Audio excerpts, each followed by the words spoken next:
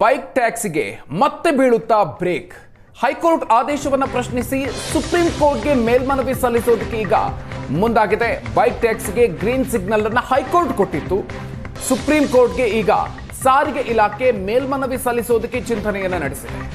ರಾಜ್ಯದಲ್ಲಿ bike taxi ರದ್ದುಗೊಳಿಸಿದಂತಹ ರಾಜ್ಯ ಸರ್ಕಾರ ಬೈಕ್ ಟ್ಯಾಕ್ಸಿ ಅಸುರಕ್ಷಿತ ಅನ್ನುವಂಥ ವರದಿಯನ್ನ ಸಮಿತಿ ಕೊಟ್ಟ ನಂತರ ಈ ನಿರ್ಧಾರವನ್ನು ತೆಗೆದುಕೊಳ್ಳಲಾಗಿತ್ತು.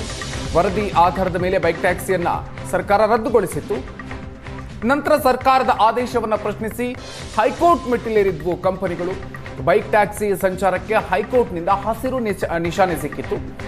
3 ತಿಂಗಳ ಒಳಗೆ ಹೊಸ ಮಾರ್ಗಸೂಚಿಗೆ ಸೂಚನೆಯನ್ನು ಕೊಟ್ಟಿತ್ತು ಹೈಕೋರ್ಟ್.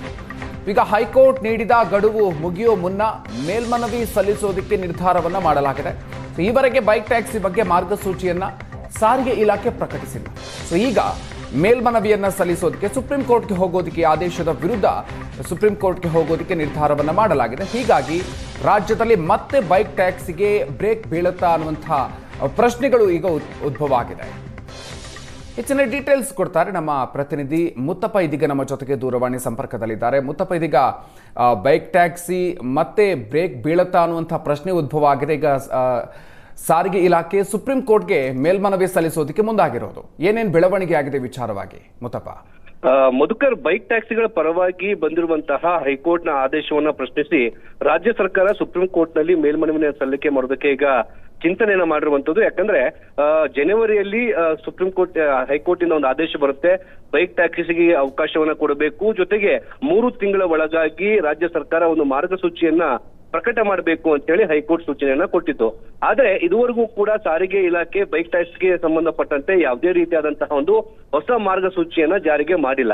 ಆದ್ರೆ ಈಗ ಸಿಕ್ಕಿರುವಂತಹ ಮಾಹಿತಿ ಪ್ರಕಾರ ಹೈಕೋರ್ಟ್ ನೀಡಿರುವಂತಹ ಆದೇಶದ ಮೇಲೆ ಅದನ್ನ ಪ್ರಶ್ನೆ ಮಾಡುವಂತಹ ಕೆಲಸಕ್ಕೆ ಈಗ ಸುಪ್ರೀಂ ಕೋರ್ಟ್ ನಲ್ಲಿ ಮೇಲ್ಮನವಿ ಸಲ್ಲಿಸೋದಕ್ಕೆ ತೀರ್ಮಾನ ಮಾಡಿಕೊಂಡಿರುತ್ತದೆ. ಯಾಕಂದ್ರೆ ರಾಜ್ಯ ಸರ್ಕಾರ ರಚನೆ ಮಾಡಿದಂತಹ ಒಂದು ಸಮಿತಿ ಬೈಕ್ ಟ್ಯಾಕ್ಸಿ ಅಸುರಕ್ಷಿತ ಅಂತ ಹೇಳ್ಬಿಟ್ಟು ವರದಿಯನ್ನ ನೀಡಿತ್ತು.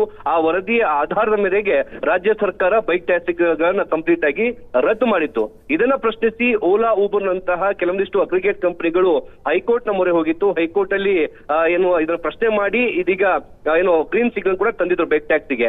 ಆದ್ರೆ ಹೈಕೋರ್ಟ್ ಕೊಟ್ಟಿರುವಂತಹ ಗ್ರೀನ್ ಸಿಗ್ನಲ್ ನ ಪ್ರಶ್ನೆ ಮಾಡುವ ಮೂಲಕ ಇದೀಗ ಸಾರಿಗೆ ಇಲಾಖೆ ಸುಪ್ರೀಂ ಕೋರ್ಟ್ ನಲ್ಲಿ ಮೇಲ್ಮನವಿಯನ್ನು ಸಲ್ಲಿಸಿ ಯಾವುದೇ ಕಾರಣಕ್ಕೂ ಕೂಡ ಬೈಕ್ ಟ್ಯಾಕ್ಸಿಗೆ ಅವಕಾಶ ಕೊಡೋದಕ್ಕೆ ಸಾಧ್ಯವಿಲ್ಲ, ಅದು ಅಸುರಕ್ಷಿತ ಅಂತ ಹೇಳ್ಬಿಟ್ಟು ತನ್ನ ವಾದವನ್ನು ಮಂಡನೆ ಮಾಡೋದಕ್ಕೆ ಈಗ ಸಾರಿಗೆ ಇಲಾಖೆ ತೀರ್ಮಾನ ಮಾಡಿಕೊಂಡಿರುವಂತದ್ದು.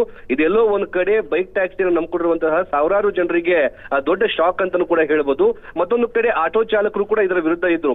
ಯಾವ ಕಾರಣಕ್ಕೂ ಕೂಡ ಈ ಬೈಕ್ ಟ್ಯಾಕ್ಸಿಗಳಿಗೆ ಅವಕಾಶ ಕೊಡಬಾರ್ದು, ಅದನ್ನ ಕೊಟ್ರೆ ಆಟೋಗಳ ಮೇಲೆ ದೊಡ್ಡ ರೀತಿಯ ಹೊಡೆತ ಬೀಳುತ್ತೆ ಅಂತ ಕೂಡ ರಾಜ್ಯ ಸರ್ಕಾರ ಮೇಲೆ ಒತ್ತಡ ಹೇರುವಂತಹ ಕೆಲಸ ಕೂಡ ಮಾಡಿದ್ರು. ಹೀಗಾಗಿ ರಾಜ್ಯ ಸರ್ಕಾರ ಎರಡವನ್ನೂ ಕೂಡ ಪರಿಗಣಿಸಿ ಇದೀಗ ಸುಪ್ರೀಂ ಕೋರ್ಟ್ಗೆ ಹೋಗೋದಕ್ಕೆ ಒಂದು ಚಿಂತನೆಯನ್ನು ಕೂಡ ಮಾಡಿರುವಂತದ್ದು. Madhukar, okay, thank you Muthappa ಡೀಟೇಲ್ಸ್ಗೆ.